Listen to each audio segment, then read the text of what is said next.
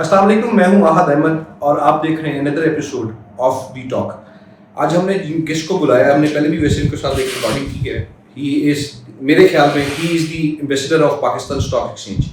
वो क्यों है कि जितना उन्होंने पाकिस्तान स्टॉक एक्सचेंज को पिछले 1-1.5 साल में प्रमोट किया है और उनकी इस काबिश की वजह से पाकिस्तान स्टॉक एक्सचेंज में एक रिकॉर्ड लोगों ने एंट्री की है। He is Abdul Rahman Najam. Thank you very much for joining us. आप आए, आज लोगों ने बहुत सारे सवाल दिए हुए थे। हमारा जो पिछला पॉडकास्ट था उसके ऊपर इतना अच्छा फीडबैक आया कि लोगों ने इतने कमेंट्स किए हुए थे कि अब्दुल रहमान भाई के साथ एक और एपिसोड रिकॉर्ड करें और हमारे सवालों के जवाब दें। तो आज हम उनके सवालों के जवाब भी आज आपको लेके देंगे जो लोगों ने पूछे हैं कमेंट्स के अंदर। सबसे पहले मुझे ये चीज़ बताएं कि 23, 24 और 25 2023 में, 2024 में और 2025 में Pakistan stock exchange top performer रही है ओवरऑल मार्केट्स के लिए।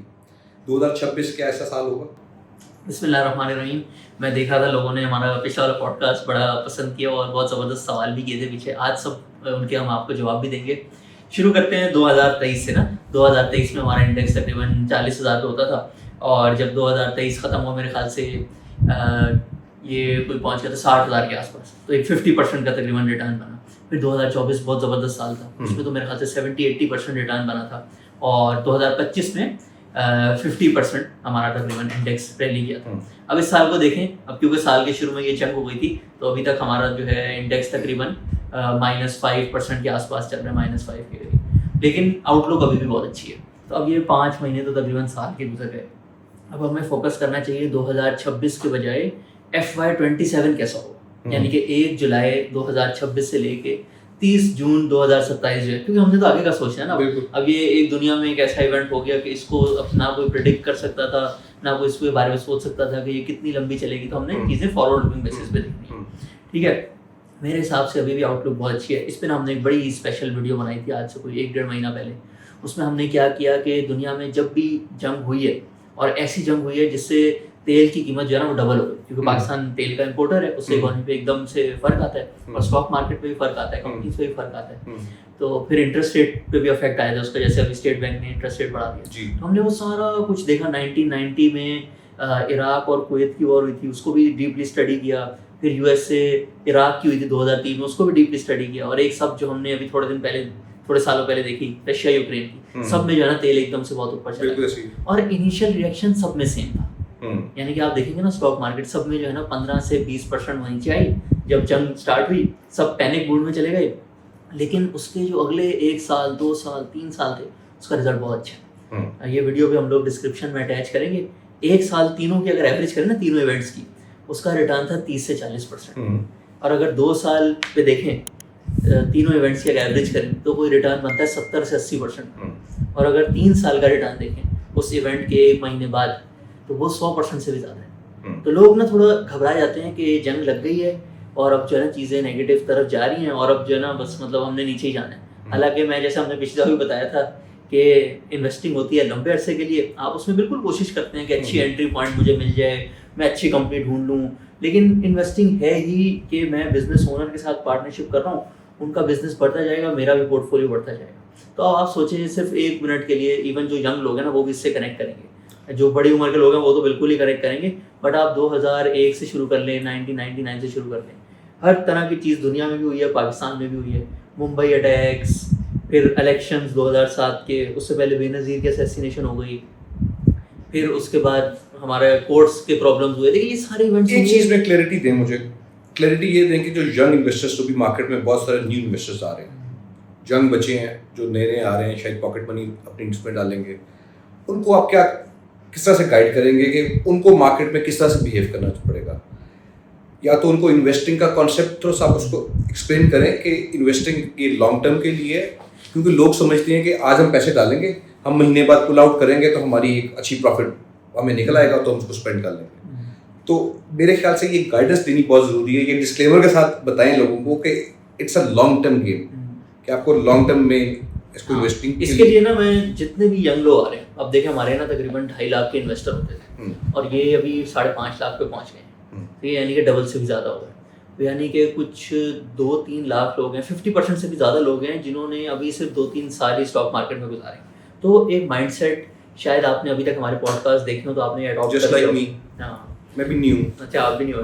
ठीक है, एक सही साल है। हुआ जब से हाँ। आपके साथ लास्ट कॉन्वर्सेशन की थी, तभी नया मैंने अकाउंट बनाया था और तब से नए लोगों को ना मैं एक एडवाइस देता हूँ। हाँ। सबसे पहली चीज होती है ना, किसी भी चीज में आपने कुछ बड़ा अचीव करना है तो माइंड सेट ठीक होना चाहिए, सोच पहले उस चीज की ठीक होनी चाहिए। ठीक है, तो स्टॉक मार्केट की सोच पाकिस्तान में अभी लोगों ने बताया हुआ है कि ये है सट्टा बाजार।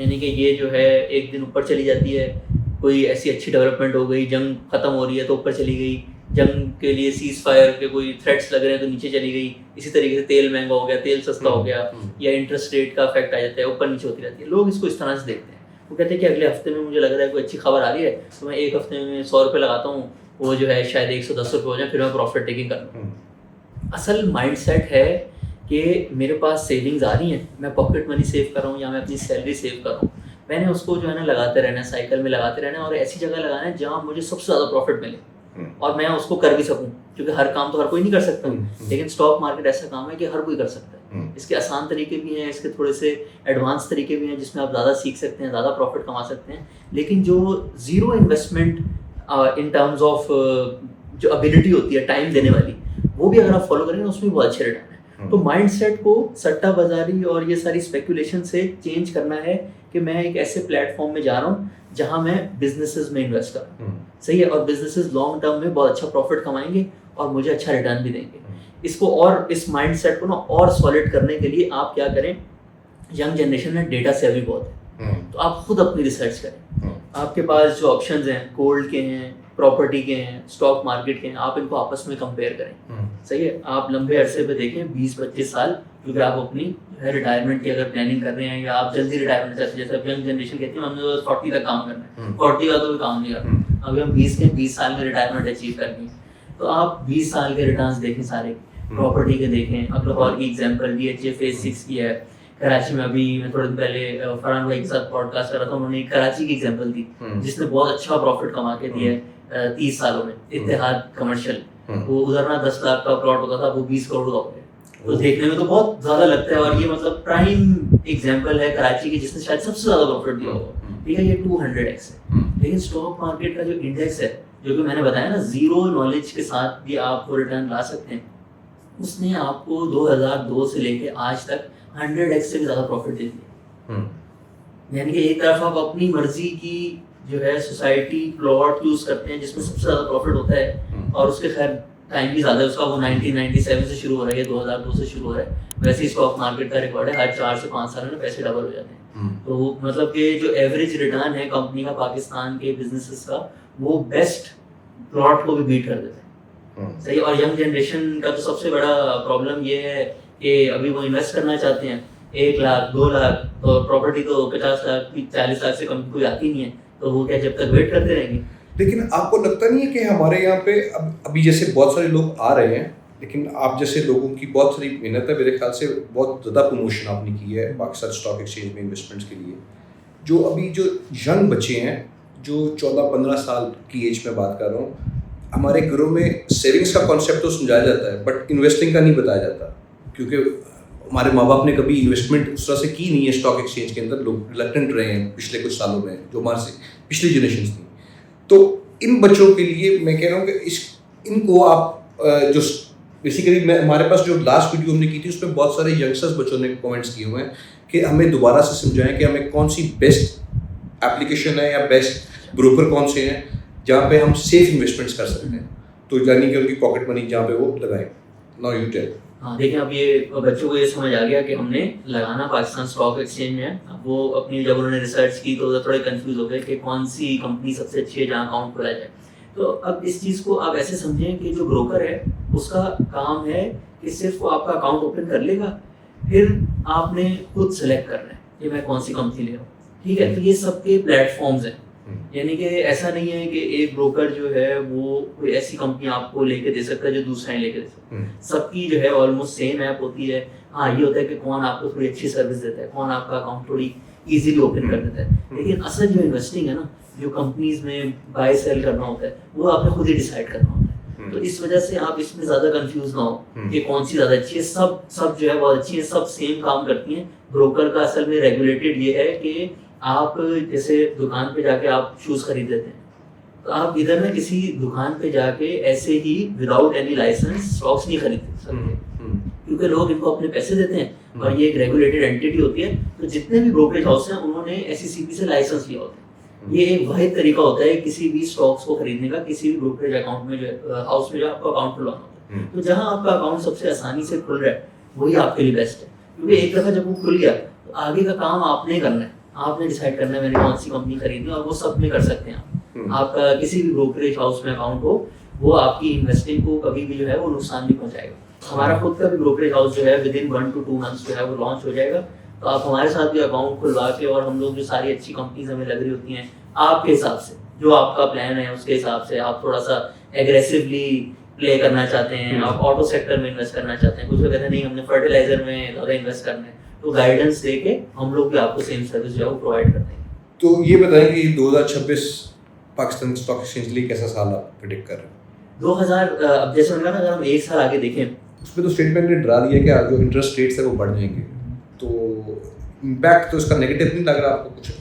पाकिस्तान की अगर आप सारी चीज़ें देखें ना, इंटरेस्ट रेट बहुत ज़्यादा ऊपर होना स्टॉक मार्केट के लिए नेगेटिव होता है, ठीक है, लेकिन इंटरेस्ट रेट बहुत ज़्यादा ऊपर कब जाता है, अब ये थोड़ी सी टेक्निकल नॉलेज है, मैं आपको समझाता हूँ। सही है, पाकिस्तान में इंटरेस्ट रेट ज़्यादा ऊपर तब जाता है जब आपकी जो करेंसी है ना वो डीवैल्यू हो जाती है। सही है, करेंसी डीवैल्यू होती है, महंगाई बढ़ती है, और स्टेट बैंक को जो है इंपोर्ट कम करने होते हैं, महंगाई को नीचे लाना होता है, वो इंटरेस्ट रेट को बहुत ऊपर ले जाता है। जैसे जब हमारा डॉलर 150 से 280 हुआ, तो आपको फिर इंटरेस्ट रेट भी 22 पे लेके जाना पड़ा। IMF भी आपको कहता है आप इंटरेस्ट रेट ऊपर लेके जाओ। अच्छा, फिर हम समझते हैं कि अगर डीवैल्यूएशन से इंटरेस्ट रेट बढ़ते हैं, तो डीवैल्यूएशन कैसे होती है? डीवैल्यूएशन होती है जब डॉलर के रिजर्व नीचे चले जाते हैं। डॉलर के रिजर्व जब कम होते हैं, आपके पास इंपोर्ट करने के पैसे ही नहीं है, तो आप अपनी करेंसी को डीवैल्यू करते हैं ताकि लोग कम इंपोर्ट करें, ताकि हमारे इंपोर्ट कम हो जाए और एक्सपोर्ट बढ़ जाए, और उससे हमारे रिजर्व्स बढ़ने लग जाए। जब ये क्राइसिस शुरू हुआ था जंग का, तो बड़ा प्रेशर था रिजर्व्स पे, थोड़े से कम भी हुए, थोड़ी सी हमने रीपेमेंट्स भी करनी थी, और फिर UAE रीपेमेंट वाला भी जो सिलसिला था वो स्टार्ट हो गया। लेकिन फिर UAE को हमने जो लोन रीपे किया, वो सऊदी अरेबिया ने पूरा हमें उसको रिप्लेस कर दिया। हमने यूरो बॉन्ड भी कर लिया, हमने पांडा बॉन्ड भी कर लिया, और हमारे रिजर्व्स जो हैं अब रिकॉर्ड हाई पे पहुंचे। तो जब रिजर्व्स अच्छे हैं आपके 17-18 बिलियन डॉलर जो आपका IMF का टारगेट होता है 30 जून का, वो आप मीट कर रहे हैं, इसका मतलब है डीवैल्यूएशन के चांसेस बहुत कम है। और जब डीवैल्यूएशन के चांसेस बहुत कम है, तो फिर महंगाई भी नहीं होगी और इंटरेस्ट रेट भी नीचे आ जाएंगे। अभी जो स्टेट बैंक ने भी अनाउंसमेंट की थी, उन्होंने कहा था बस हम एक प्रिकॉशनरी बेसिस पे, क्योंकि तेल बहुत महंगा हुआ है, हम चाहते हैं लोग उसको कम से कम इम्पोर्ट करें, तो थोड़ा सा हम इंटरेस्ट रेट बढ़ा रहे हैं। बट ये इंटरेस्ट रेट जो मैंने आपको 3 एग्जांपल्स बताई ना, जो पहले भी जंग की वजह से तेल महंगा हुआ, उसमें भी कभी बढ़ा 1-1.5%, कभी नहीं बढ़ा, लेकिन थोड़े टाइम में ही जैसे ही ऑयल नीचे आता है विदिन 6 months, तो वो सारी चीज़ें रिवर्स हो जाती हैं। और आप ये भी मत सोचिएगा कि हो सकता है जंग, अच्छा कुछ लोग सोच रहे हैं जंग लंबी चलेगी, ये जो है एक अग्रीमेंट अगर हो भी गया तो वो इतना कोई खास नहीं होगा, तो जंग शायद 3-4 साल चलती रहे। लेकिन ऐसा भी होता है कि जंग 3-4 साल चलती रहती है, लेकिन फिर भी जो है स्टॉक मार्केट रैली करती है। और इस तरह होता है कि अब जैसे रशिया यूक्रेन की एग्जांपल आज तक चल रही है, लेकिन दुनिया जो है वो एडजस्ट हो जाती है, और दूसरे रूट्स आ जाते हैं, डिमांड कंप्रेशन हो जाती है, ऑयल नहीं सस्ता होना ही होता है। अब अभी रिसेंटली UAE ने भी OPEC को छोड़ दिया, उससे ऑयल की सप्लाई मजीद बढ़ जाएगी। अगर ये सीज फायर हो गई और एग्रीमेंट हो गया, तो ईरान के ऊपर से सैंक्शंस बैठ जाएंगे, उससे मजीद ऑयल जो है वो मार्केट में आ जाएगा। ये ऑयल जो है विदिन 6 months इसने नीचे आना ही आना है, जंग चलती रहे या नहीं चलती रहे। और जब ऑयल नीचे आएगा, अब हम डायरेक्ट तो जंग में इन्वॉल्व है नहीं, जब ऑयल नीचे आएगा तो इंटरेस्ट रेट भी नीचे आ जाएंगे, महंगाई भी नीचे आ जाएगी, और स्टॉक मार्केट भी ऊपर जाने लगेगी। अच्छा, ये ऑयल और सोने का क्या लिंक है आपस में? ऑयल ऊपर जाता है और सोना नीचे गिरता है, ये ये क्यों कॉरिलेट आपस में इस तरह? नहीं, आई थिंक इसकी ज़्यादा कॉरिलेशन नहीं है। ये अभी जो कॉरिलेशन है ये है फियर। हाँ, जब दुनिया में बहुत ज़्यादा फियर आ जाता है ना, और वो आजकल ऑयल की वजह से आ रहा है कि भाई उस जगह पे जंग हो रही है जहाँ पे ऑयल की प्रोडक्शन होती है, तो इस वजह से ऑयल ऊपर जाता है। और जब फियर बहुत ज़्यादा फैल जाता है, तो फिर लोग जो है ना लिक्विडिटी की तरफ जाते हैं कि हमें अपने डेली एक्सपेंसेस जो हैं वो करने हैं, तो उस वजह से लोग जो है सोना बेचना शुरू कर देते हैं। इनिशियली अगर बहुत लो लेवल की कॉन्फ्लिक्ट चल रही हो ना, तो सोना बढ़ता है। शुरू में आप सुना, लोग कहते हैं कि जब फियर होता है सोना बढ़ता है, लेकिन जब बहुत ज़्यादा कॉन्फ्लिक्ट में लेते हैं तो फिर सोना भी गिरने लगता है। और पिछले साल सोने ने इतनी ज़्यादा उसकी प्राइस भी इंक्रीज हुई थी, तो फिर वो स्पेकुलेशन जो सारी चल रही थी वो भी कम हो जाती है। अभी भी लोग कह रहे हैं कि 8 लाख तक जाएगा सोना, 8 लाख पर तोला। हाँ बिल्कुल, लेकिन कम टाइम में, ऐसे नहीं कि 1 साल में। ये जो यूएसए और चाइना की कॉन्फ्लिक्ट चल रही है ना, ये अब तो खैर इनका ट्रिप बहुत अच्छा हुआ और ऐसा लग रहा है कि आपस में हालात बेहतर हो गए। लेकिन जब भी ये वर्ल्ड ऑर्डर चेंज होता है, ग्रेट वैल्यू जैसे पूरा उन्होंने स्टडी किया, वो बताते हैं कि वर्ल्ड ऑर्डर जो चेंज होता है उसके जो 10-12 साल होते हैं जिसमें एक न्यू जो है king of the world emerge करता है, तो उसमें ना लोग फिर गोल्ड की तरफ जाते हैं। अगर इसको थोड़ा और टेक्निकली एक्सप्लेन करूँ, आज से ना तकरीबन 10 साल पहले जितने भी दुनिया के सेंट्रल बैंक हैं उन सब में थोड़े से डॉलर भी रखे होते हैं, यूरो भी रखे होते हैं, गोल्ड भी रखा होता है। तो जो डॉलर की परसेंटेज थी ना वो थी ऑलमोस्ट 60% के करीब, सही है। ठीक। और आहिस्ता आहिस्ता सब ने अपने डॉलर जो है उसको कम किया है, गोल्ड को बढ़ाया और अब ये 40% के करीब आ गए, जिसको कहते हैं डी-डॉलराइजेशन। तो इससे भी जो है गोल्ड की प्राइस बढ़ी है। इंडिया ने गोल्ड बहुत ज्यादा खरीदा है पिछले 5 सालों में, चाइना ने बहुत ज्यादा खरीदा है। रशिया पे जब आपने सैंक्शंस लगाए थे वो पहले से ही तैयारी कर रहे थे, उनको पता था हमने जब जंग की ना, ये लोग हम पे सैंक्शंस लगाएंगे, हमारे डॉलर जो है जब्त कर लेंगे, हम पहले से ही गोल्ड खरीद के रखते हैं। तो वो तो 2013 से गोल्ड खरीदे, तो वो अपने जब सेंट्रल बैंक रिजर्व्स गोल्ड की तरफ लेके गए, डॉलर के रिजर्व्स को नीचे लेकर आए, तो उससे भी जो है गोल्ड पे बहुत ज्यादा रैली करता है। तो ये ट्रेंड जो है ना, जब न्यू वर्ल्ड ऑर्डर क्रिएट होता है तो लोग जो पुरानी करेंसी होती है, जो सबसे ज्यादा जिसको स्टेबल समझा जाता है, जो डॉलर है, उसकी परसेंटेज को नीचे नीचे नीचे लेकर आते हैं और गोल्ड ऊपर जाता है, गोल्ड की परसेंटेज बढ़ती है। लेकिन अब ऑलरेडी 40% पे आ गए, 40% जो ग्लोबल रिजर्व है वो डॉलर में हो गए हैं। तो एक तरह से 50% डे डॉलराइजेशन ऑलरेडी हो चुकी है। अब अगर थोड़ी और मजीद हुई तो उससे गोल्ड और ऊपर जाएगा। एक तरह से गोल्ड की जितनी रैली थी वो आधे से ज्यादा हो चुकी है। तो फिर भी ये 7-8 हज़ार डॉलर या 8 लाख तोला जैसा आप कह रहे थे, वो 2 से 3 साल में जा सकते हैं। अच्छा, आप ये बताएं कि 2026 है और अब्दुल रहमान ने इतने सालों में एक्सपीरियंस लिया और नया नया इन्वेस्टमेंट्स में वापस आया, किस तरह से पोर्टफोलियो बिल्ड करेगा? अच्छा, ये बड़ा ये मैंने इसलिए क्वेश्चन किया कि आपकी वीडियो में मैं देख रहा था, मैं उसको मैं चाह रहा हूँ कि जरा मुझे भी एक्सप्लेन करें फेस टू फेस। नहीं, ये बहुत स्पेशल टॉपिक है क्योंकि ना लोगों को अब समझ आ गया ये स्टॉक मार्केट बहुत अच्छी है। अब लोग चाहते हैं कि अब हमने डिसाइड कर लिया है कि हमने 5 लाख 10 लाख 20 लाख इन्वेस्ट करने हैं, पोर्टफोलियो कैसे बनाना है, एग्जैक्ट बताएं पोर्टफोलियो कैसे बनाना है। सही है। इसका अब इसके है डिपेंड्स आप अपने अंदर कितना इन्वेस्ट कर रहे हैं, आप इस चीज़ को कितना सीखना चाहते हैं। अगर आप जीरो सीखना चाहते हैं ना, सिर्फ आपका ये बिलीफ है कि बिजनेसमैन, मैं खबरों में भी देखता रहता हूँ बिजनेसमैन के प्रॉफिट जो है ऊपर जाते जा रहे हैं, मैंने बस उनके साथ पार्टनर बनना है, तो उसका बेस्ट तरीका है इंडेक्स इन्वेस्टिंग। इंडेक्स इन्वेस्टिंग कहते हैं कि एक ऑलरेडी एक ज़बरदस्त इंडेक्स बना हुआ है जिसके अंदर ना टॉप 100 की और टॉप 30 कंपनीज आ जाती है। KSE 100 इंडेक्स, जिसकी हेडलाइंस आती हैं कि आज इंडेक्स जो है वो 1,80,000 पे पहुंच गया।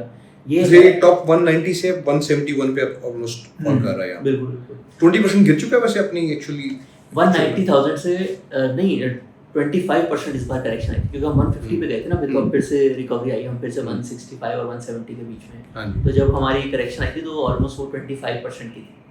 सो अगर आपने ये बस आपके अंदर बिलीफ है, मैंने कोई टाइम नहीं लगाना, मेरे पास बिल्कुल टाइम नहीं होता और ना मैं रिस्क लेना चाहता हूँ कि मैं जो कंपनी पे करूँ पता नहीं वो अच्छी जाए बुरी जाए। लोगों को बहुत डर होता है कि ऐसे तो अच्छा लगता है देखने में कि पुरानी इस कंपनी में इन्वेस्ट कर लिया होता, अब फ्यूचर की विनर ये होगी कि नहीं होगी। तो उन सब के लिए साल में सिर्फ 5 मिनट लगाने होते हैं और KSE 100 के अंदर ना टॉप 100 कंपनीज होती है, ठीक है। अब उसके अंदर जो सबसे बड़ी कंपनी होगी ना उसको मिले होता है तकरीबन 8%, जो दूसरी बड़ी कंपनी होती है उसको मिला होता है तकरीबन 7%। इस तरह करके ना वो सब करके वो 100% बन जाता है। ठीक, आपने उसको मैच करना है।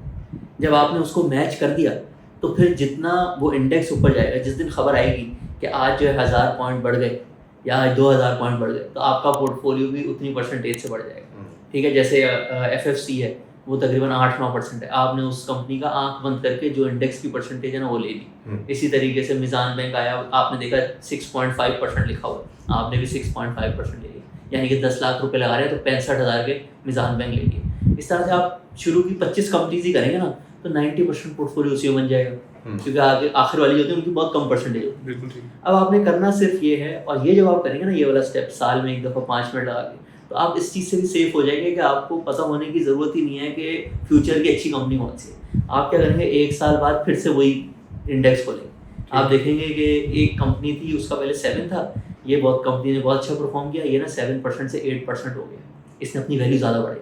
आप भी देखेंगे अपना पोर्टफोलियो, अगर वो 8 नहीं हुआ तो आप उसको 8 पे ले जाएंगे, यानी कि जो भी छोटा छोटा सा डिफरेंट आया होगा 1 साल में, आप उसको रीबैलेंस कर लेंगे। तो इस तरह आपको पता होने की ज़रूरत ही नहीं कि फ्यूचर की अच्छी कंपनी कौन सी है। आप जो है बस उसके साथ चलते रहेंगे, जो बिजनेस अच्छा कर रहा होगा वो आपके पोर्टफोलियो में रहेगा। और ये जो पूरा हम आपको बता रहे थे कि 2002 में 1,500 का इंडेक्स था और अभी 1,65,000 पहुंचा हुआ, यानी कि 100x से भी ज़्यादा वो आप इससे साल में 5 मिनट लगा के अचीव कर सकते हैं। अभी जो मैंने बताया ना, इसमें सारी कंपनीज थी। अब कुछ लोग कहते हैं सिर्फ शरिया कंप्लाइंट कंपनीज में इन्वेस्ट करना, तो उसके लिए इंडेक्स है KMI 30।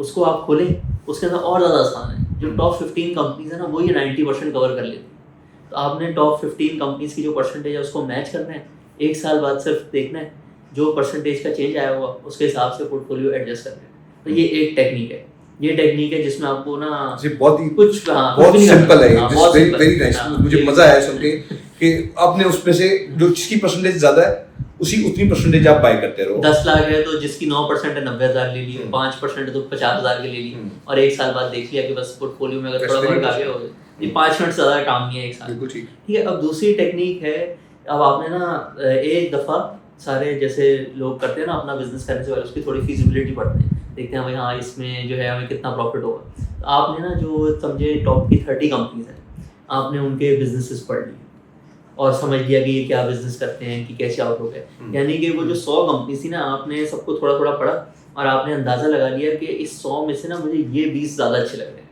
इसमें भी आपने एक कंपनी में नहीं करना, इसमें भी आपने ज़्यादा कंपनीज रखी हैं, लेकिन आपने थोड़ा अंदाजा लगाया कि मुझे ना ये 20-22 कंपनीज जो है ना ये ज़्यादा बेहतर लग रही हैं। उसको कहते हैं, एक तरह से कह सकते हैं आप हाई ROIC कंपनीज या डिविडेंड इन्वेस्टिंग। यानी कि हर कंपनी अगर एवरेज आपको 1 साल में 18% प्रॉफिट दे थी, तो कुछ 22 वाली भी होंगी, कुछ 23 वाली भी होंगी, कुछ 25 वाली भी होंगी। तो आपने वो जो सारी अबव 20 वाली थी ना, वो उसका पोर्टफोलियो बना लिया। लेकिन इसके लिए थोड़ा सा पढ़ने की जरूरत है, बिजनेस मॉडल जो है ना स्टडी करने की जरूरत है कि ये बिजनेस प्रॉफिट कैसे कमाता है। अच्छी बात यह है कि ये जो सारे अच्छे बिजनेसेस हैं ना, इस पर हमने यूट्यूब पे वीडियो बनाई है। और ये ऐसे नहीं करना होता कि आपने हर वक्त देखते रहना है कि इस कंपनी से रिलेटेड कोई अखबार में खबर तो नहीं आ गई। आपने उसका बिजनेस मॉडल समझना है और लिखनी है 3 चीज़ें कि जैसे वी बॉट का पॉडकास्ट अच्छा चलता है हर दफ़ा बिकॉज 1 2 3। तो मारी एनर्जीज का बिजनेस अच्छा है बिकॉज इनके पास फील्ड अच्छी है, इनकी जो एक तरह से जितनी भी ये गैस निकालते हैं वो फर्टिलाइजर प्लांट्स को जाती है तो सर्कुलेट नहीं होती। तो आपने ना 3 रीज़न लिख दिए, सही है, उस बिजनेस को बाय करने के। और जब हर 3 महीने बाद 6 महीने बाद उसकी रिपोर्ट आई ना, तो आपने एक उसको पढ़ लिया और आपने कहा मेरे ये 3 रीजंस कहीं कोई गवर्नमेंट की पॉलिसी की वजह से या कोई और चीज़ चेंज होने की वजह से चेंज तो नहीं होगा। तो अगर चेंज नहीं हुआ है आपने उसमें इन्वेस्टेड है, तो ये दूसरी स्ट्रेटेजी है। ये दूसरी स्ट्रेटेजी है, इसके अंदर जो है ना आप थोड़ी सी आप समझ के बिजनेस को अंडरस्टैंड करके आप 100 में से जो अच्छी वाली कंपनीज है वो पिक कर लेते हैं। और फिर जब आपका अगर कोई बिजनेस खराब जा रहा हो या कोई नई अपॉर्चुनिटी आ जाए आप उसमें इन्वेस्ट करें। फिर तीसरी जो स्ट्रेटेजी है वो हम लोग फॉलो करते हैं, वो है मिस्ड प्राइस सिक्योरिटीज।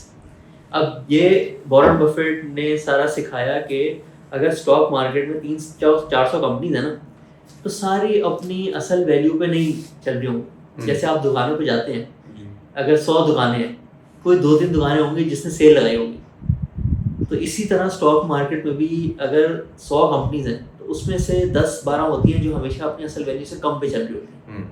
और आप पूरा पढ़ के कि एक काम करती क्या है, इसकी असल वैल्यू क्या है और ये किस वजह से कम प्राइस पे चल रही है, तो उसको कहते हैं मिस्ड प्राइस सिक्योरिटीज। कि अगर एक बहुत बड़ा पूल है तो उसमें जाहिर है कुछ कंपनीज ऐसी होंगी जो अपनी वैल्यू से कम पे चल रही होंगी या आगे वो कोई बहुत बड़ा काम करने जा रही हैं, इस वजह से उनकी फ्यूचर में हायर रिटर्न्स की एक्सपेक्टेशन है। तो ये जो दूसरा और तीसरा मेथड है, इसके अंदर आपको थोड़ा सा ज़्यादा बिजनेस को समझने की ज़रूरत है। तो इसमें आपको जो है वो जैसे यूट्यूब की वीडियोस देख सकते हैं, या अगर आपका पोर्टफोलियो साइज ज़्यादा है तो आप इन्वेस्टिंग मास्टर क्लास कर सकते हैं, एडवाइजरी सर्विसेज ले सकते हैं, प्रोफेशनल हेल्प ले सकते हैं, फाइनेंशियल एडवाइजर हायर कर सकते हैं जिसमें आपको लगे कि हाँ ये आपका पोर्टफोलियो अच्छी तरीके से जो है संभाल लेगा। ARN फाइनेंशियल्स को कह सकते हैं। ARN फाइनेंशियल्स बिल्कुल जो है वो आपकी खिदमत में हाजिर है। लेकिन 95% लोगों ने पहली वाली टेक्निक जो है ना वो हर किसी के लिए काम करती है। वो इंटरेस्टिंग है वो, वो और बड़ी वो मतलब उसकी सेंस भी बन रही है। सिर्फ एक बिलीफ कि बिजनेसमैन विल मेक मनी, बाकी जो भी बिजनेस अच्छा कर रहा होगा वो खुद ही आपके पोर्टफोलियो में आता जाएगा। अच्छा, अब ये बताएं कि 2026 तो अभी जंगों का साल नजर आ रहा है, तो अभी भी ये यूएस और ईरान की कॉन्फ्लिक्ट्स चल रहे हैं, अभी भी लटक रहा है मामला। तो आपके ख्याल से इस सारी सूरत हाल में कौन सी कंपनीज पाकिस्तान में हैं जो पाकिस्तान स्टॉक एक्सचेंज पे लिस्टेड भी हैं जो इस सूरत हाल से बेनिफिट कर रही हैं और उसका स्टॉक बाय करना चाहिए? अच्छा, इसमें अगर तो कॉन्फ्लिक्ट चलती रहती है, वैसे तो कम चांसेस होते हैं इसके, बहुत दफ़ा ऐसा होता है ना कॉन्फ्लिक्ट चलती रहती है, लेकिन जो उसका इनिशियल इम्पैक्ट होता है ऑन कमोडिटीज़ यानी कि ऑयल, वो कम हो जाता है। अब जैसे आप देखें थोड़े दिन पहले, इवन तो अभी भी जंग जो है ना एक तरह से कम्प्लीटली रिजॉल्व नहीं हुई, लेकिन पाकिस्तान के लिए भी स्ट्रेट ऑफ हॉर्मुज़ ओपन हो गया है, चाइना के लिए भी हो गया है। तो चाइना ही तो 50% तो शिप्स चाइना की तरफ ही जाते थे, तो एक तरह से आधा तो स्ट्रेट ऑफ हॉर्मुज़ ओपन हो गया। तो इस तरह से ना, अब रशिया यूक्रेन की भी एग्जांपल लेंगे ना, चीज़ें ऐसे एडजस्ट हो जाती हैं कि इतनी ज़्यादा देर तक दुनिया में ना ऑयल $120-130 का रहता नहीं है, लोग उसको कम इस्तेमाल करने लग जाते हैं। तो अनलेस आपके मुल्क में जंग हो रही हो, फिर तो जब तक जंग चलती रहेगी उसका इम्पैक्ट रहेगा। अगर आप उसकी सिर्फ एक्सटर्नल शॉक से अफेक्ट हो रहे हो तो वो 6 महीने बाद डाई डाउन हो जाती है। लेकिन फिर भी समझने के लिए, अगर ऑयल महंगा होता है तो किस कंपनीज को फ़ायदा होता है, मेरे हिसाब से नंबर 1 बेनिफिशियरीज होते हैं रिफाइनरीज। क्योंकि रिफाइनरीज जो है ना वो पहले ऐसे होता था, अगर तेल 60 का है तो जो वो डीजल बनाते हैं वो 80 का था, यानी कि वो $20 कमा रहे होते थे, या उसमें से अपने खर्चे करके $10 कमा रहे थे। अब जो है जब पीक थी तो $120 का ऑयल था और डीजल $200, तो कितना ज़्यादा उनका प्रॉफिट जो है ना बढ़ गया। और अब इनके रिजल्ट्स भी आए हैं तो इनके प्रॉफिट बहुत ज़्यादा बढ़े। इसके साथ साथ जो ऑयल और गैस निकालती हैं उनका भी जो बिजनेस है वो भी काफ़ी ज़्यादा उसके प्रॉफिट्स बढ़ जाते हैं, वो बेनिफिशियरी है। लेकिन फिर भी आपको एक बैलेंस्ड चीज़ रखनी चाहिए, क्योंकि ये चीज़ें ना रिवर्स भी हो जाएंगी। और बहुत सारी कंपनीज होती हैं, उनके अंदर एबिलिटी होती है कि वो अपनी प्राइसेस जो है ना, जो कॉस्ट इंक्रीज होती है उसको पास ऑन कर देते हैं। पाकिस्तान का फर्टिलाइजर सेक्टर और जो बैंकिंग सेक्टर है वो एक तरह से इस पूरी चीज़ से इंसुलेटेड है। फर्टिलाइजर सेक्टर के प्रॉफिट्स पे ना कोई इम्पैक्ट नहीं आता। इवन ऑयल अगर महंगा हो जाए तो आप उस पर भी इन्वेस्टमेंट कर सकते हैं क्योंकि आपको अच्छी प्राइस पे मिल रहा है। बैंकिंग सेक्टर में भी इंटरेस्ट रेट थोड़ा सा इंक्रीज हुआ, उससे थोड़े प्रॉफिट जो है स्टेबल या ऊपर चले जाते हैं, तो उसका भी कोई इम्पैक्ट नहीं है बहुत का। तो इस वजह से ये इस तरह से एक मिक्स पोर्टफोलियो बनाना चाहिए। इस चीज़ में मत जाएं कि सारे ऑयल वाले स्टॉक्स ले लिए, फिर जैसे ही कोई सीज फायर अनाउंस होगी या जैसे ट्रम्प की तरफ से एक ट्रुथ सोशल का अनाउंसमेंट आती है और ऑयल नीचे आ जाता है, तो फिर आप सोचेंगे अब मुझे चेंज करना चाहिए। तो ऐसा बनाएं कि आप 3-4 महीने तक उसको चेंज ना करना पड़े। जैसे मैं एक ऐसा स्टॉक ले चुका हूँ पिछले साल, आपके साथ पॉडकास्ट रिकॉर्ड करने के बाद मेरी बेवकूफ़ी है, मैं उसको ले बैठा हूँ। अब वो काफ़ी नीचे आया हुआ, लेकिन आप वाली बात है कि वॉरेन बफेट ने कहा है कि नेवर सेल योर स्टॉक्स, तो जब तक अपनी कीमत पे नहीं जाता तो मैं उसको बेचता नहीं। तो अगर मैं उसको बेचता हूँ तो वो मेरी बेवकूफ़ी है। बेसिकली मेरे इस कमेंट के अंदर क्वेश्चन ये है कि जो इसके अंदर आप पैसे जो डाल रहे हैं, जो न्यू इन्वेस्टर्स भी आ रहे हैं, बेसिकली आपका ये वो पैसा है जो आपके इस्तेमाल में नहीं है। आपकी सेविंग्स, आपने घर पे एसी लगवाना है, आपने कुछ करना है, आपने सेविंग्स रखी हुई है अलग से, लेकिन ये वो पोर्शन ऑफ योर अमाउंट जो सेविंग्स है आपकी, जो आपकी यूज में नहीं है अगले साल 2 साल में एटलीस्ट। तो इस तरह से आपको देखना चाहिए। नहीं, आप मुझे इसका स्टॉक का नाम भी बताएं, मैं आपको और एक्सप्लेन करूंगा डिटेल में। मैंने एक स्टॉक लिया टाटा टेक्सटाइल मिल्स का। अच्छा। मुझे किसी के कहने पे किसी ने मुझे कह दिया और मैंने वो स्टॉक लिया। मैं हंस इसलिए रहा हूँ कि मैं जब इस कंपनी की जब थोड़ी सी रिसर्च देखता हूँ, उस कंपनी को मैं पढ़ता हूँ, तो कंपनी तो एग्जिस्ट करती है, कंपनी के काफ़ी प्लांट्स भी हैं, कंपनी भी सोलर पे भी जा रही है, तो मैं उम्मीद लगा के बैठा हूँ कि ये वापस अपनी पोजीशन पे जाएगा वापस। मेरे ख्याल से इन्होंने अपने बिजनेस के अलावा स्टॉक मार्केट में भी बहुत ज़्यादा इन्वेस्टमेंट की है, दूसरे शेयर्स में भी इन्वेस्टमेंट की है, उधर से भी इस कंपनी में वैल्यू आती है। अच्छा, ये अब ये आ जाती है वो जो बिल्कुल ही छोटे शेयर्स होते हैं ना, उसमें आ जाती है। तो इसके अंदर हो सकता है आपने सारा कुछ सही पढ़ा हो कि कंपनी जो है ना सोलर भी लगा रही है, अपना काम भी सही तरीके से कर रही है, स्टॉक मार्केट में भी इन्वेस्टमेंट की है, उसने भी ऊपर जाना है, लेकिन हो सकता है आपने महंगी प्राइस पे खरीद लो, ताकि वो सारा उसके बिजनेस के हिसाब से, अगर उसकी 100 रुपये की कीमत बन रही थी तो आपने शायद 150 में ले लिया हो। और हो सकता है आप ठीक हो, आपने कोई चीज़ गलत नहीं की, कोई नेगेटिव डेवलपमेंट भी नहीं हुई, लेकिन सिर्फ क्योंकि वो अपनी प्राइस से ऊपर गया हुआ था, हो सकता है वो वापस अपनी प्राइस असल पे आ रहा हो। तो इस वजह ये टेक्सटाइल स्पिनिंग का बिजनेस है, यानी कि yarn धागा जिसको कहते हैं वो बनाते हैं, और फिर उसको या लोकल या फिर एक्सपोर्ट बेचते हैं। मैंने बहुत ज़्यादा डिटेल में इसको नहीं पढ़ा, सिर्फ मुझे पता है ये काम क्या करते हैं। थोड़े महीनों पहले जो है ना इसको देखा था, इसलिए आपको एग्जैक्ट नहीं बता सकता कि इसकी फेयर वैल्यू क्या है, क्योंकि इसके ऊपर काफी, जब भी इस पे कैप लगाया तो काफी ज्यादा कैप लगे हैं, वो कंटिन्यूअसली 4-5 दिन के लिए। असल में इलिक्विड भी है ना, कि कम शेयर्स रोज के ट्रेड होते हैं, तो अगर मेरे पास लेट्स से 1 करोड़ है तो शायद मैं इस पे कैप लगा सकता हूँ, लेकिन जो बड़ी कंपनीज होती हैं उसमें तो आपके पास 5 करोड़ भी हो ना तो आप शायद कैप नहीं लगा सकते एक दिन में, इतनी ज़्यादा उसमें रोज की ट्रेडिंग होती है। तो ये छोटी कंपनी में फिर होता है, वो बढ़ती है। अच्छा, मैं आपसे ये क्वेश्चन मुझे भी ये पूछना था आपसे कि आपके ख्याल से who are the bigger giants of PSX? Of course लोग बड़े मैसिव लेवल पे बाइंग करते हैं, तो जब वो सेलिंग करते होंगे तो प्राइस फ्लक्चुएशन तब होती है। हो सकती है। जैसे अब अगर आजकल देखें ना, तो जो म्यूचुअल फंड्स जो है वो जब बाइंग सेलिंग करते हैं उसकी अमाउंट ज़्यादा होती है, लेकिन म्यूचुअल फंड्स भी इंडिविजुअल्स ही हैं असल में। म्यूचुअल फंड्स खुद इतनी ज़्यादा चेंजिंग नहीं करते। वो बेसिकली जब लोग PSX की तरफ ज़्यादा आ रहे होते हैं और वो अपने म्यूचुअल फंड अकाउंट में पैसे डाल देते हैं कि अब हमने ये पैसे जो है ना स्टॉक्स में लगाने, आप हमारे बिहाफ पे लगाएं। तो जब उनके पास कैश आ जाता है तो वो फिर उसकी बाइंग करते हैं। उनको जो भी चीज़ अच्छी लग रही होती है उस वक्त के हिसाब से वो उसमें बाइंग कर लेते हैं। और जब फिर लोग थोड़ा ऐसे फियर आ जाए और लोगों को लग रहा होता है कि शायद मार्केट पर नीचे जाएगी, तो या लोगों को पैसों की ज़रूरत होती है, तो म्यूचुअल फंड में फिर रिक्वेस्ट डालते हैं कि हमें अपना कुछ पोर्शन ऑफ इन्वेस्टमेंट जो है वापस चाहिए। तो फिर वो जो है वो सेल कर देते हैं। और ये कभी कभी उल्टा भी होता है। जैसे मुझे याद है जब इस्लामाबाद की तरफ मार्च हो रहा था, हमारी स्टॉक मार्केट जो है वो कोई 95,000 के आसपास होती थी। ये है 2024 के आखिर की बात। तो एक दिन बस अभी वो मार्च आ रहा था इस्लामाबाद की तरफ, तो बहुत अनसर्टेनिटी फैली हुई थी। उस दिन जो है लोगों ने बहुत ज़्यादा रिडेम्पशन डाली। उनको लग रहा था कि अभी पॉलिटिकल सिचुएशन जो है आउट ऑफ कंट्रोल हो जाएगी। तो 95,000 से 95,000 पॉइंट एक दिन में स्टॉक मार्केट गिर गई। फिर जब वो मार्केट बंद होती है ना तो पूरा आता है कि किसने ज़्यादा सेल किया आज, किसने जो है बाय किया। म्यूचुअल फंड ने बहुत ज़्यादा सेल किया, लेकिन उसी दिन फिर गवर्नमेंट ने सारी चीज़ें कंट्रोल की और अगले दिन वापस जो है लोग फिर कहते हैं कि फिर से हमने अब बाय करना है, तो वापस डाल देते हैं म्यूचुअल फंड में अपने पैसे, वो लोग फिर से बाय कर लेते हैं। मार्केट जो है उससे ज़्यादा पॉइंट्स अगले दिन बढ़ गई। तो म्यूचुअल फंड्स की सबसे ज़्यादा जो है ना वो होती है, लेकिन उसके पीछे भी इंडिविजुअल होते हैं। उसके वजह में मैं होता हूँ, आप होते हैं, हम सब मिलके जैसे जो डिसीजन ले रहे होते हैं जिस तरीके से, उसी तरीके से चल रहा होता है। अच्छा, मुझे ये बताएं कि टॉप डिविडेंड स्टॉक्स कौन से हैं? अगर एक बंदे के पास 10 लाख रुपया और वो चाहता है कि उसको मंथली कोई इनकम भी आती रहे साथ साथ, तो आप किस तरह से क्या प्रेफर करोगे कि जो अच्छे डिविडेंड्स देते हो? टॉप डिविडेंड स्टॉक्स में FFC अगर देखें, FFC ना तकरीबन साल का 45 से 50 रुपीज़ डिविडेंड इसमें 2026 में दे सकता है। तो और ये मेरे ख्याल से 500 के करीब का स्टॉक है, तो ये एक अच्छी ऑप्शन है। फिर आप देख सकते हैं हपको जो है हर क्वार्टर में 5 रुपये। सॉरी मैं बात कर रहा हूँ, अब इसको हम कंटिन्यू करते हैं। FFC पे पहले मुझे ये बताएं कि FFC आपके ख्याल से ये ओवर प्राइस नहीं है इस टाइम के ऊपर? क्योंकि अभी गैस के इश्यूज भी चल रहे हैं, LNG के इश्यूज भी चल रहे हैं, तो यूरिया वगैरह तो ये इनका काम है, तो आपके ख्याल से ये इफेक्ट नहीं करेगा उसको? देखिए, अब जो फेयर प्राइस होती है ना वो भी एक रेंज होती है। मतलब आप ये नहीं कह सकते इसकी फेयर प्राइस है 450, आप 451 को उसको ओवर वैल्यूड नहीं कहेंगे, 449 पर अंडर वैल्यूड नहीं कहेंगे। तो फेयर वैल्यू की रेंज जो है ना वो 450 से लेके 550 के बीच में हो सकती है FFC, ठीक है? तो उसी रेंज में ओके। गैस से अफेक्ट बिल्कुल नहीं होगा, क्योंकि पाकिस्तान में जितना भी फर्टिलाइजर बनता है ना, यूरिया, वो LNG से नहीं बनता, वो बनता है मारी गैस से। मारी के अंदर लोकल गैस जो है ना उसको बनाया ही जो है ना फर्टिलाइजर के लिए है, यानी कि वो पाइपलाइन क्वालिटी गैस नहीं है। उसको हमने पाइपलाइन क्वालिटी में कभी कन्वर्ट किया ही नहीं। हमने कहा कि इससे फर्टिलाइजर ही बनना है, इसलिए घर पे गैस की प्रोडक्शन ऊपर जाती जा रही है, इसलिए घरों में गैस नहीं आती है। हाँ, घरों वाली गैस जो है वो LNG और वो दूसरी उसमें फील्ड्स होती हैं वो जो है डाउन हो गई हैं। इस वजह से फिर गवर्नमेंट देखती है कि कौन सी सबसे बड़ी प्रायोरिटी है, घरों को देनी है, फर्टिलाइजर को देनी है।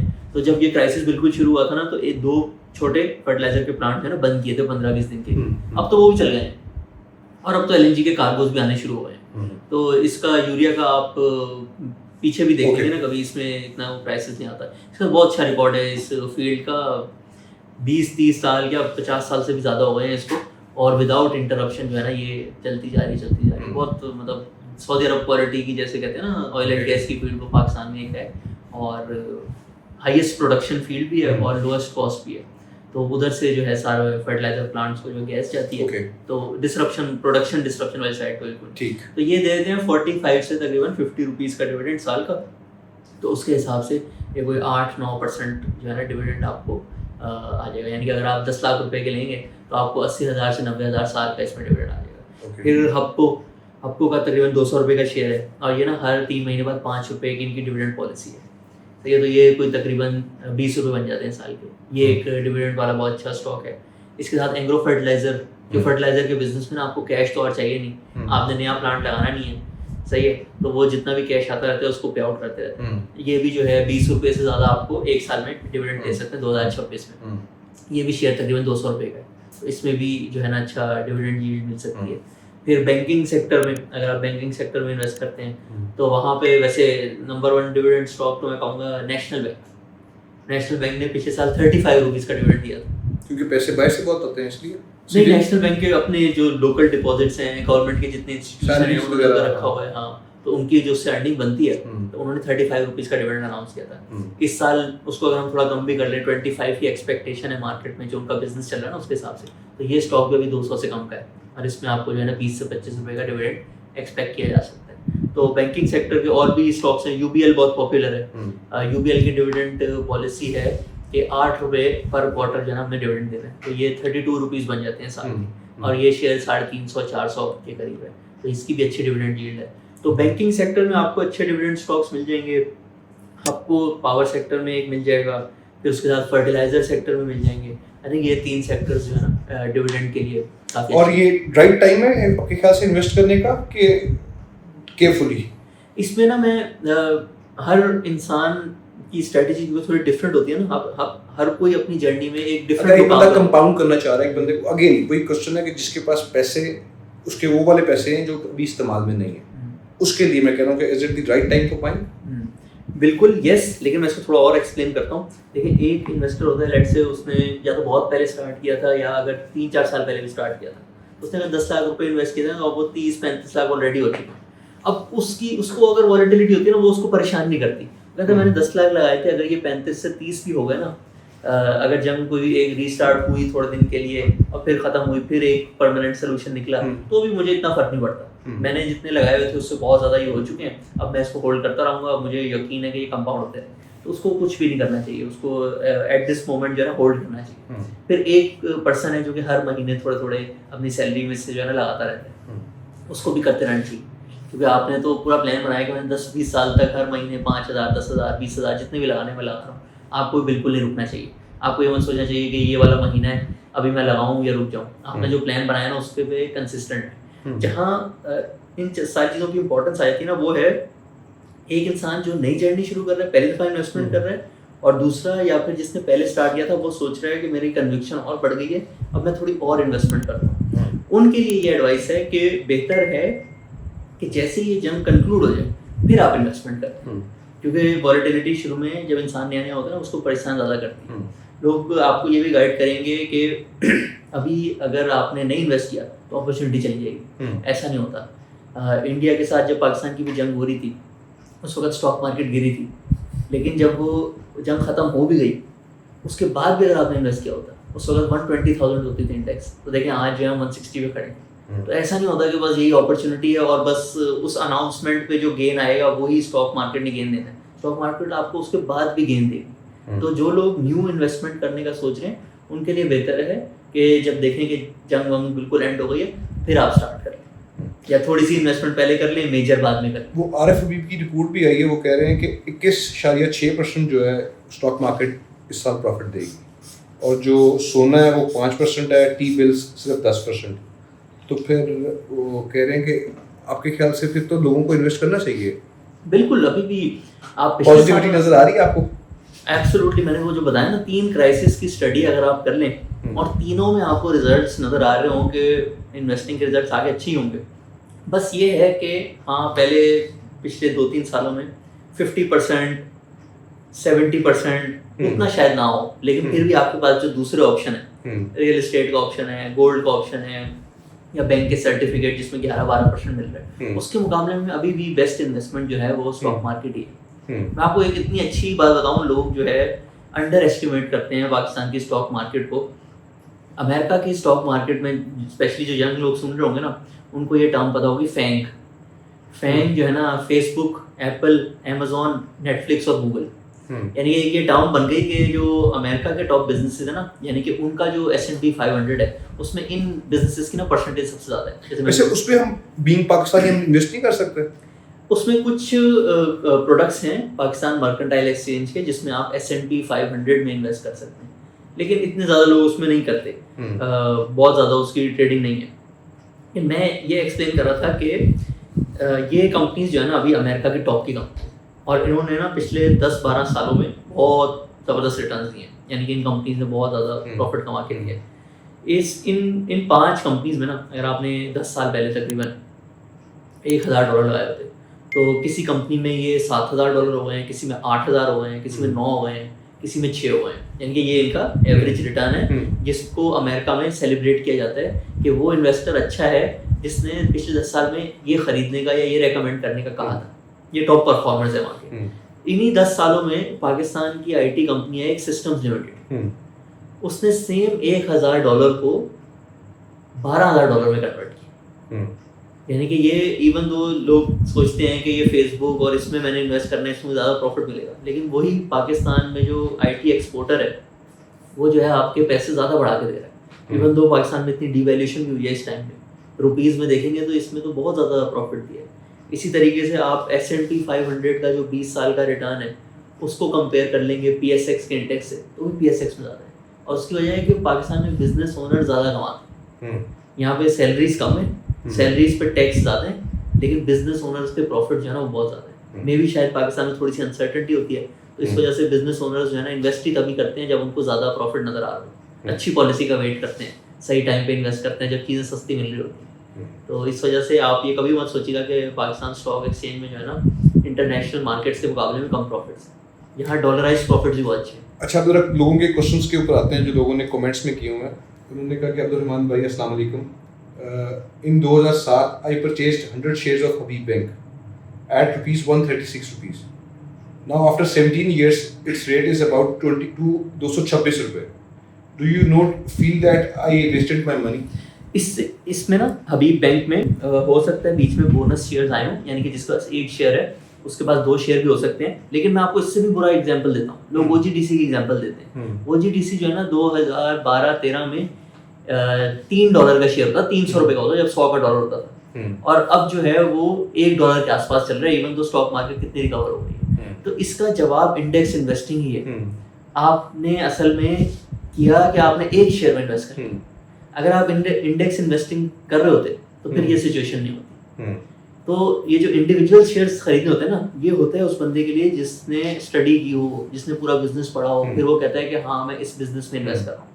तो वो अगर उससे गलती हो गई तो जो इन्फॉर्म्ड इन्वेस्टर होगा अपनी गलती जल्दी ठीक कर लेगा, लेकिन जब विदाउट एनी स्टडी आप करते हैं ये तो फिर लॉस के चांसेस होते हैं। उसी से बचने के लिए मैं सबको कहता हूँ, अगर आपने नहीं पढ़ना या आपने थोड़ा पढ़ना है तो फिर आप 5 मिनट वाली स्ट्रैटेजी है ना वो फॉलो करें, फिर आपके साथ ऐसा नहीं होगा। फिर उसमें अगर HBL नीचे जाएगा भी ना तो जो शेयर बहुत ज़्यादा ऊपर गया होगा उस टाइम, उससे आपका पोर्टफोलियो जो है ठीक हो जाएगा।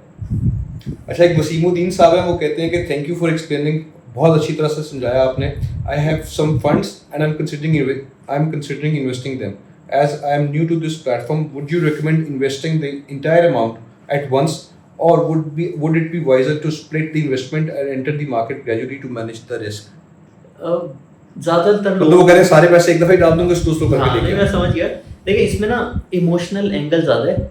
अगर आप डेटा वगैरह देखेंगे ना तो जितनी जल्दी आप इन्वेस्टिंग शुरू करते हैं ना उतनी ज़्यादा कंपाउंडिंग होती है। लेकिन एकदम से आप सारी इन्वेस्टमेंट कर दें और वो टाइम सही नहीं हो, कोई अनफोर्सीन इवेंट हो जाए, तो एकदम से आप जो है ना वो फिर सोचते भी हैं कि चलो जितने पैसे हैं निकाल लेते हैं और लॉस बुक कर लेते हैं या कम पैसे निकाल के, और फिर पूरी ज़िंदगी ये सोचते रहते हैं स्टॉक मार्केट अच्छी है। इस वजह से एडवाइस किया जाता है थोड़े थोड़े करके डालें, आहिस्ता आहिस्ता थोड़े थोड़े करके डालें ताकि इमोशनली जो है ना आप स्टेबल रहें। एक KS मीमन साहब है, उन्होंने कहा है कि is that when market is one main question is that when market is trading at its peak and every stock is almost gained 2x to 5x minimum, is it feasible to invest at that time? And second question is that is there in Pakistan government and institutions policies and rules and regulations and accountability is good enough to protect their investors? देखिए stock market का जो पूरा system है ना, दूसरा सवाल पहले करता हूँ। पहले सवाल का जवाब हाँ जी, वो पहले वो अलग से है। अच्छा पहला नहीं, वो एक ही बंदा है, उन्होंने 2 सवाल किए हुए कि एक तो उन्होंने पूछा कि कोई रेगुलेशंस और ये कोई बॉडीज हैं कि नहीं है जो प्रोटेक्ट करते हो अपने इन्वेस्टर्स को। पहला जो सवाल है उन्होंने कहा कि ये 2x और 5x जो गेन कर जाता है, इसमें जब आप सोचेंगे ना भाई, देखें स्टॉक मार्केट ने ऑल टाइम हाइज बनाने ही बनाने, क्योंकि कंपनीज के प्रॉफिट जो है ना टाइम के साथ बढ़ते रहते हैं और जो डिविडेंड्स भी वो दे रहे होते हैं ना वो भी हमारे इंडेक्स में इंक्लूड हो जाते हैं। तो स्टॉक मार्केट ज़्यादातर टाइम आपको ऑल टाइम हाई पे ही मिलेगी। अब आप सोचिए 40,000 से जब हम 60,000 पे आए थे ना, उस वक्त पैनिक मच गई थी कि स्टॉक मार्केट जो है ना वो 60,000 पे पहुंच गई है और ये ऑल टाइम हाई है, हमें इन्वेस्ट नहीं करना चाहिए। फिर वो 1 लाख पे भी गई, फिर लोगों ने यही कहा, फिर वो 1.5 लाख पे भी गई तब भी यही कहा। तो करेक्शंस आती हैं, लेकिन स्टॉक मार्केट क्योंकि बिजनेस के प्रॉफिट बढ़ रहे होते हैं उसने ऊपर ही जाना है। तो बल्कि एक अच्छी बात होती है कि इंडेक्स जो है वो रैली कर रहा है, अच्छा मोमेंटम है, उधर की इकॉनमी जो है वो ठीक जा रही है। तो कोई भी बिजनेस, हाँ इंडिविजुअल लेवल पे अगर आपको ओवर वैल्यू लग रहा है तो आप उसमें इन्वेस्ट ना करें। लेकिन इंडेक्स जो है ना हमारा पूरा, वो आज भी 7.5 पी रेशो पे, यानी कि अगर सारे बिजनेसेस एवरेज 100 रुपये कमा रहे हैं ना, तो वो 750 रुपये का आपको मिल रहा है। ये पाकिस्तान की एवरेज के करीब है, यानी कि पाकिस्तान में एवरेज पी रेशो 7.5 ही होता है। तो it's not over valued at all. और दूसरा, गवर्नमेंट के इंस्टीट्यूशंस, मेरे हिसाब से तो मैंने तो जितने भी ऑप्शन देखे हैं पाकिस्तान में, real estate, gold, saving certificate, और तीसरा स्टॉक मार्केट सिस्टम सबसे अच्छा है। मैं तो आपको ऐसे बताऊंगा कि अगर एक अकाउंट खुला हुआ है ना आपके नाम पे, जैसे खुला हुआ है, और समझे कोई बंदा है वो बहुत, उसकी आपके ब्रोकरेज हाउस में ना बहुत टॉप लेवल पे है, वो अगर चाहे भी ना कि आपके जो अकाउंट में फंड्स पड़े हुए हैं वो अपने अकाउंट में ट्रांसफ़र कर ले, वो कर ही नहीं सकता। क्योंकि ना फंड्स तभी ट्रांसफ़र होते हैं जब नाम ऑफ अकाउंट और बैंक अकाउंट पे जो नेम है ना वो मैच हो। तो इतना ज़्यादा सिक्योर सिस्टम।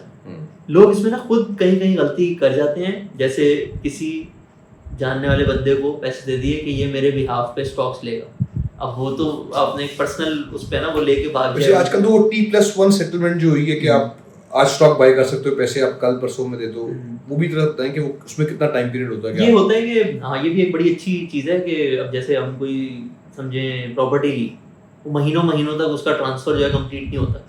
कुछ बहुत दफ़ा तो वो हमारा नाम आता ही नहीं है, लोग साल साल गुजर जाते, कहते हैं वो अभी तक जो रिकॉर्ड है अपडेट नहीं हुआ। तो आप फील करते हो कि भाई कल को कोई मसला हो गया तो मेरे तो नाम पे ही नहीं है प्रॉपर्टी। स्टॉक मार्केट में अभी इनके आपस में थोड़ी सी कंफ्यूजन चल रही है, डिस्कशन चल रही है कि इसको T+1 करें या T+2। T+1 का मतलब है कि आपने आज अगर शेयर खरीदा तो कल जब दिन एंड होगा तो उसका जो कंपनी का पूरा रिकॉर्ड होगा ना कंपनी रजिस्ट्रार के पास, उसमें आपका नाम आ जाएगा कि अब्दुल रहमान ने जो है इस कंपनी के 5 शेयर खरीद लिए। तो मतलब आपको पूरा एक डॉक्यूमेंटेड सिस्टम होता है, आपके पास एक शेयर भी होगा ना अगर किसी कंपनी का, तो वो रिकॉर्ड में मौजूद होगा, कोई आपसे जो है ना वो छीन नहीं सकता। तो जब T+2 होता है तो वो 2 दिन बाद रिफ्लेक्ट होता है।